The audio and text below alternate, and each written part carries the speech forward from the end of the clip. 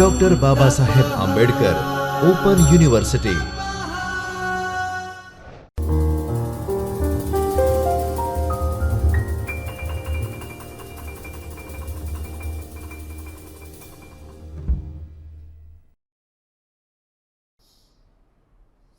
Hello. So we are moving on to yet another module in film studies. So this module is titled Social Film, where I'm actually looking at what cinema does in society, or how social needs, social mores influence filmmakers. So I think probably all of you are aware of cinema as a business, an industry. Of course, one can make a film much easier than say 50 years ago or even 25 years ago.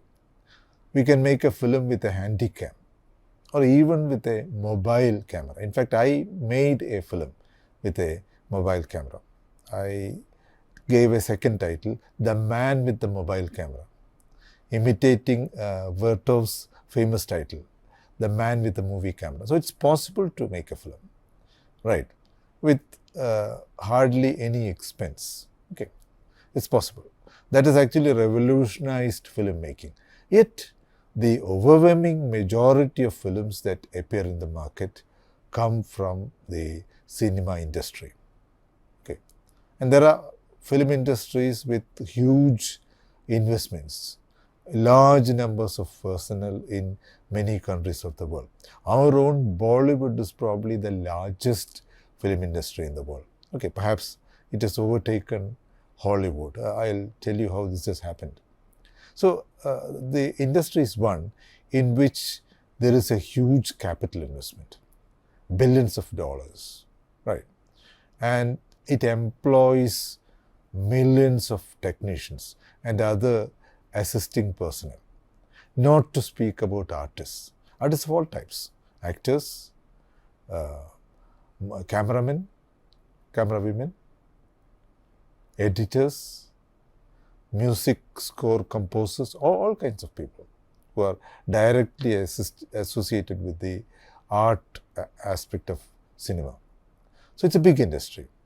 And any filmmaker has to consider what the film actually talks about, what the film actually aims at, the audience the film aims at, what we loosely call public taste. So the filmmaker has to consider public taste when a film is made. By public taste, I'll explain that. Okay. Before that, let us just have this vision, panoramic vision of millions of viewers, billions of viewers enthusiastically receiving a film by a prominent filmmaker. It's a big scenario, a panoramic scenario that you can see before your eyes. Okay, the filmmaker here, and in front of him a vast audience. Okay, so how does a film industry operate? It caters to what we call widely held ideas, beliefs, and the general ethics of society. Okay, and one can call it loosely ideology.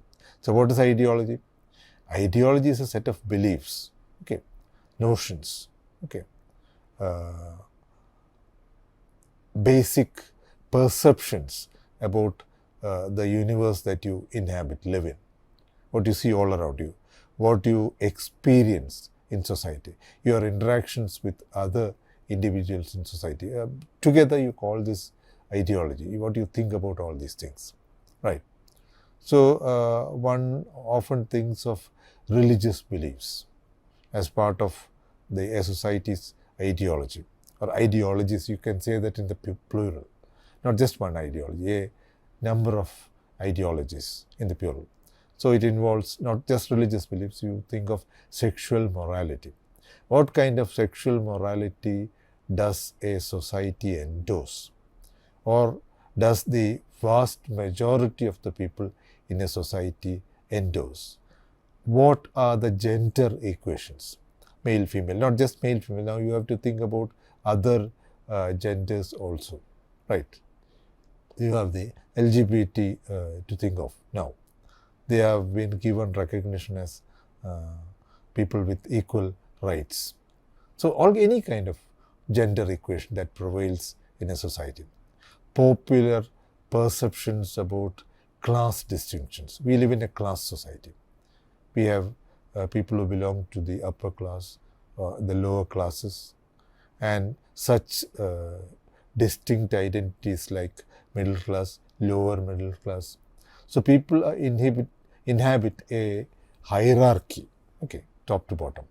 So how do we behave with a person from another caste? What are the class distinctions that we maintain in society?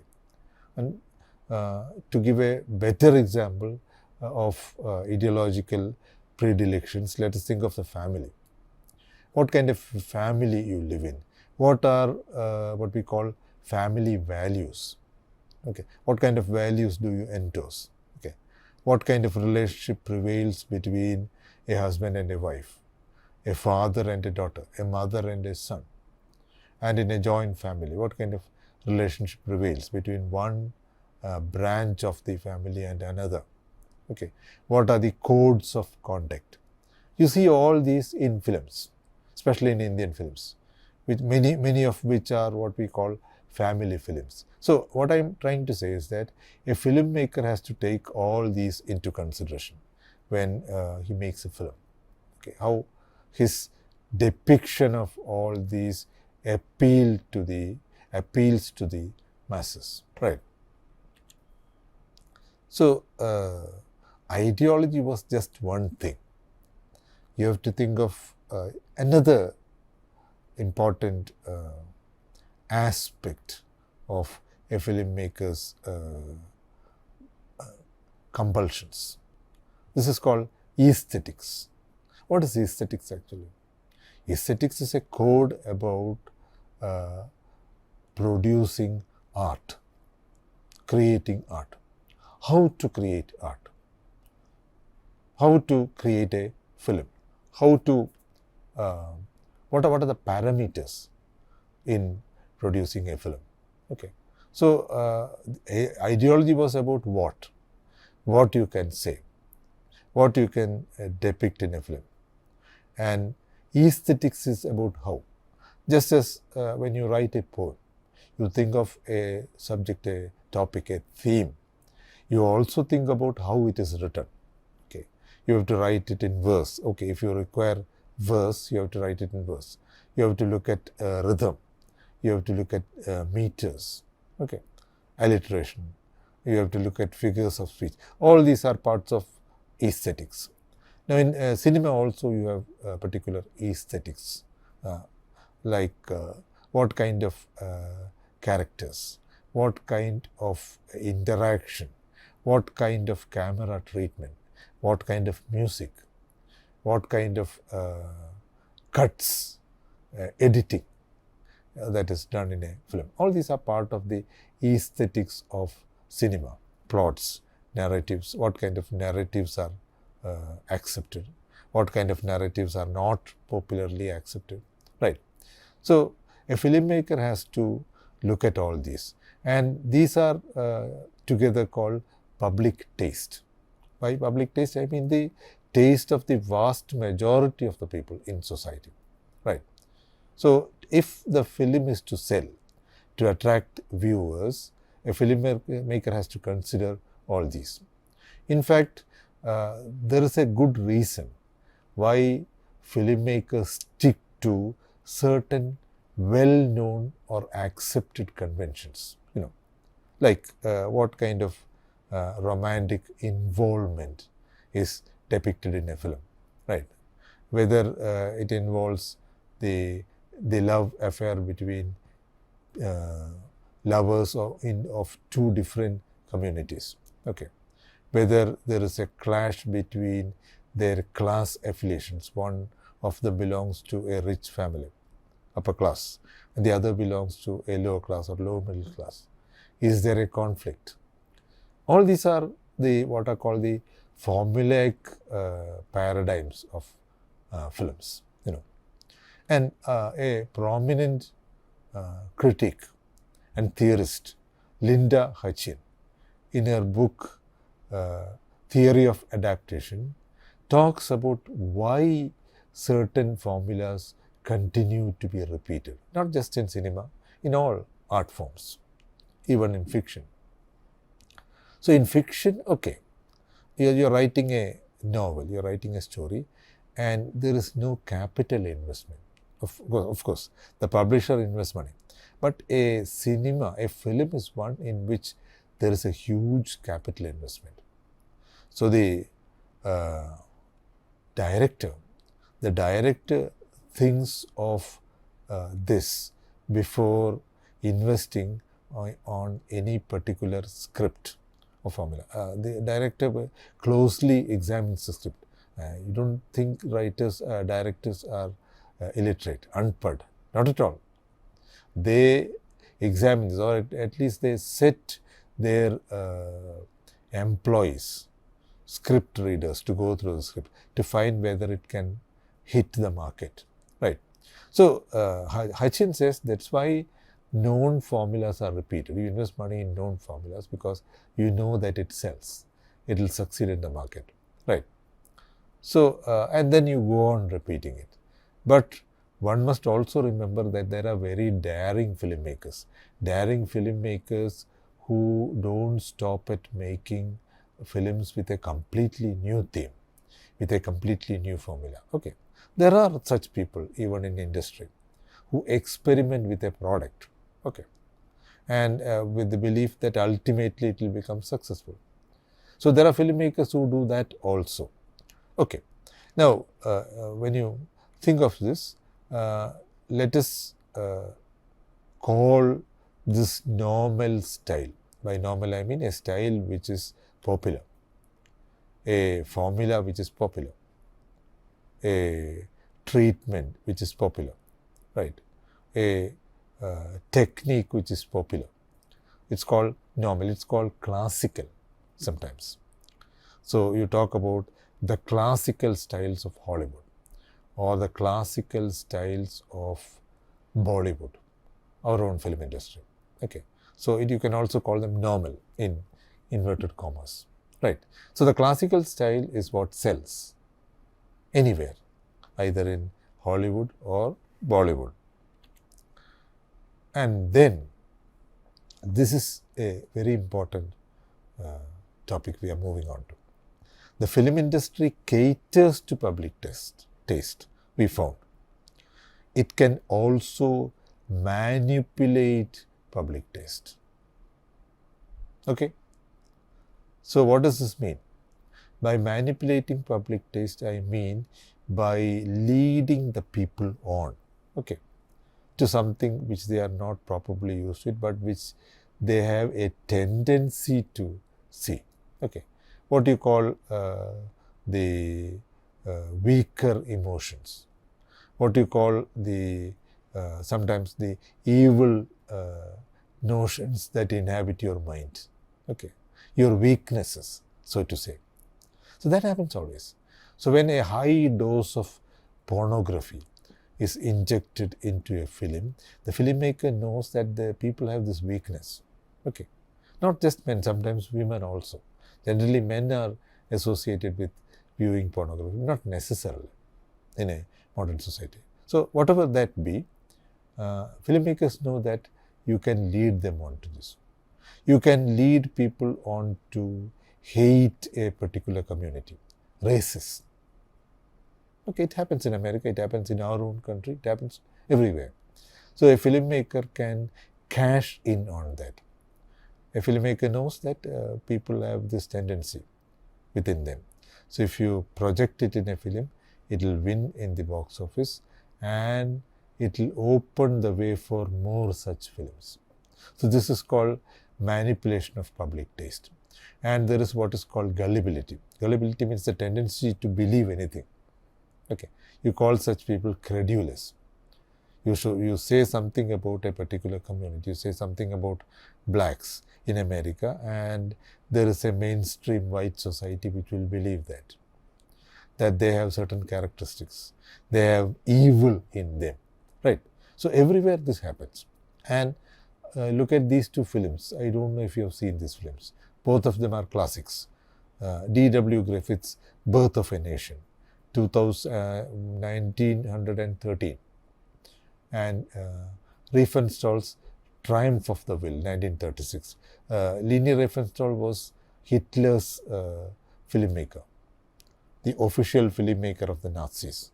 So the Griffith's film talks about the American Civil War, depicting blacks in a bad light. Not only blacks, the Unionists also, led by Abraham Lincoln, are depicted in a bad light. Okay. It is racist. It casts aspersions on African Americans. While Leni Riefenstahl's film, Triumph of the Will, extols Nazis. Okay. Projects Hitler as a great leader. And both films were successful. Okay. Riefenstahl's film came at a time when Nazis were well established in power in Germany, right? So this can also be done, that you can manipulate public taste. Okay, you can manipulate public taste not only by doing such very outrageous things, you can also go in for an adaptation of a classic in a way, in a particular way, which will attract more viewers, which caters to public taste. This is called appropriation. So think of Thomas Hardy's novel, Tess. Many of you would have read the novel. It has a sad, tragic end. Tess is hanged for a murder. So the filmmaker of this company called Metro-Goldwyn-Mayer, MGM, I think the company is still producing films in America. But this happened in the 1930s. So the filmmaker, the producer thought that this would be a very bad ending for a film. So why can't the filmmaker, the director, change it? You do away with this last scene where Tess hangs to death for her murder. Okay. But there was a big outcry from the producing company. People thought this was outrageous. You can't think of altering the plot of such a well-known novel. But ultimately, the producer prevailed because he held the purse strings. It was his money. And he had taken the rights for this novel. Right. So Tess didn't hang. Okay. Or take this more outrageous case in Malayalam, some time back, some 20 years back. A film which had two different endings in two different sets of places. It featured these two megastars, Mohanlal and Mammootty, with Juhi Chawla in the female lead. So it is a story of two lawyers loving the same woman, Juhi Chawla.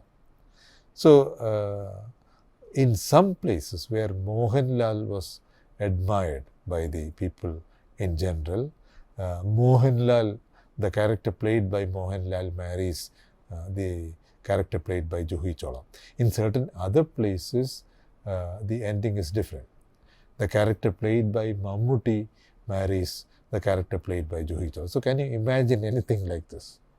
The same film with two different endings kept for different locales. So such outrageous things can happen, because it's an industry. Like what happens in industry in general, you can think of doing such things to assure the success of the film. Okay. Now, what is called art cinema? Highbrow art cinema. Okay. By all those great directors. In India, starting with our Satyajit Roy, Pather Panchali. They generally do not cater to what we call public taste. Theirs are experimental films, avant-garde films, and ideologically also, as they are different in aesthetics, they are also different in ideology, they are different. Okay, but even if they go against public taste, even if they go against public morality, public ethics, they are tolerated because only a few people watch them. A very small minority of viewers watch them. So sometimes they go unnoticed. They don't invite the scissors of the censor board. Okay, but there is another category of film. They are sometimes called third cinema, which are neither populist nor solely artistic. Okay, they are not art films, neither are they popular films. So they are committed films. Filmmakers who are committed to public causes. Filmmakers who are committed to waging a struggle against what they consider antisocial attitudes, the exercise of authoritarian power on the people, all kinds of things which they abhor, hate. So you have the movement called Italian neorealism with directors like Rossellini and De Sica. Bicycle Thieves, I think you will certainly remember. Okay, post-war Italy, post-Second World War Italy is shown in the film. Okay, a very impoverished country after Mussolini's despotism, decade-long despotism. You have Fernando Solanas, the actual progenitor of the third cinema. You have Octavio Cettini. You have the Iranian filmmaker Jafar Panahi. Although Jafar Panahi is not strictly associated with the third cinema movement, his films are also committed films. They look at contemporary Iran. They look at what is happening in contemporary Iran. Not only as far as women are concerned, as half the population, but also about the economy of Iran. How not only patriarchy, but also capitalism is eroding Iranian society of its values. So this is the third possibility, right? Other than populist and art cinema. Okay, and you can sometimes subvert public taste by using the same kind of aesthetics. You show a film which looks like a populist film, but it's actually a subversion. You can think of Ketan Mehta, films like Mirch Masala and Hero Hiralal. He's trying to subvert stereotypes, but he's using the same techniques which popular cinema uses. Okay, and Charlie Chaplin's Modern Times immediately comes to mind. Good laughs all around, but he's not talking about just a tramp. He's talking about modern industrial capitalism, using the same devices, same narrative techniques which a popular Hollywood cinema uses. Okay, so I'll end this lecture by talking about censorship. Censorship is now well established all over the world. I think just a handful of countries don't have official censorship. So censorship comes in different ways. One from the government, another from the associations of filmmakers. There was one in America in the early days of cinema to regulate, to impose self-censorship. And the National Association of American Colored People, NAACP, protested against The Birth of a Nation, Griffith's film, for its racism.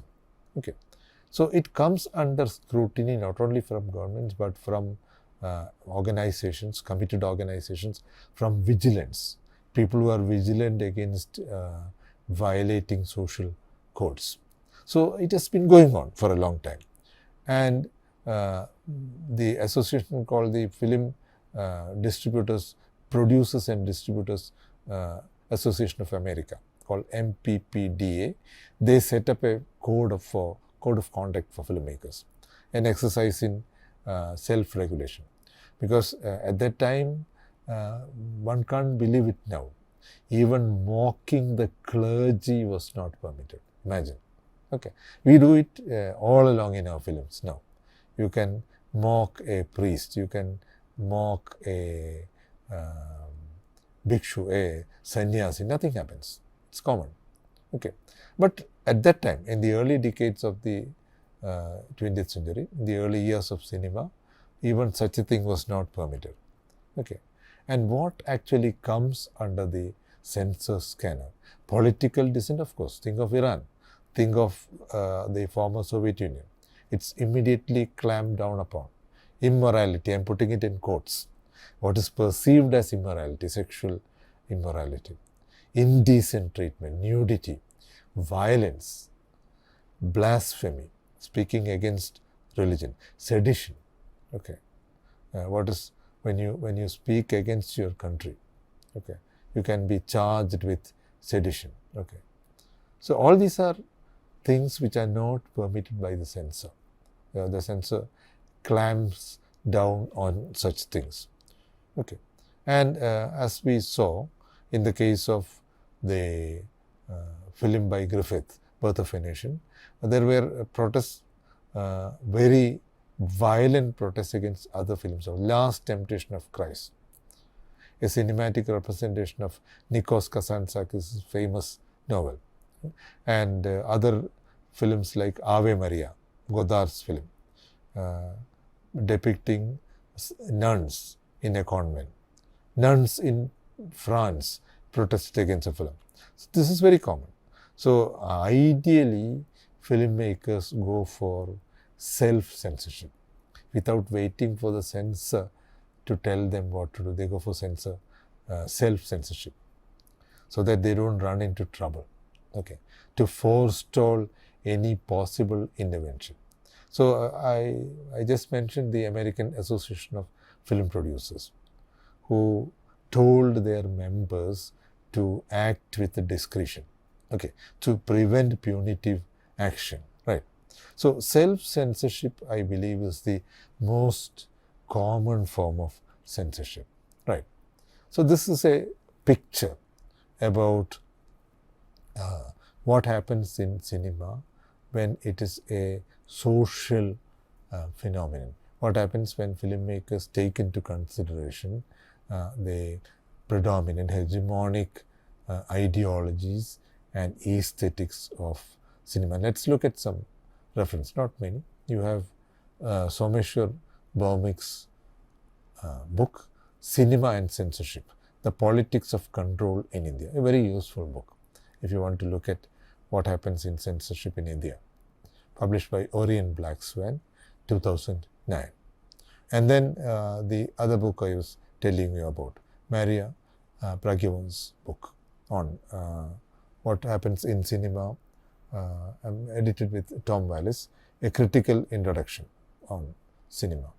Okay, well-known book, published by Pearson in 2008. So now we come to the end of this module on film and society. Thank you.